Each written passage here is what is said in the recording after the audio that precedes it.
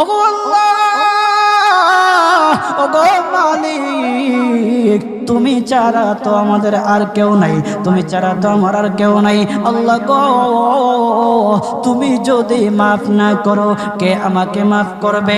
তুমি যদি মাফ না করো কে আমাকে মাফ করবে? তুমি যদি আমাকে মাফ করো তাহলে তোমার কোনো দিকে কমবে না, তুমি যদি আমাকে মাফ না করো তোমার কোনো দিকে বাড়বে না।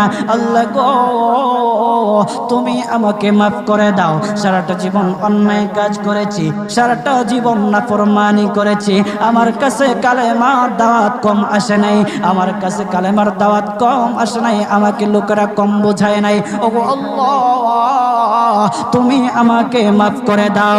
মাফ না করলে কোথায় যাব, কার কাছে যাব? বাবা যখন মারে তখন মার কাছে আশ্রয় নেওয়া যায়, মা যখন প্রহার করে তখন বাবার কাছে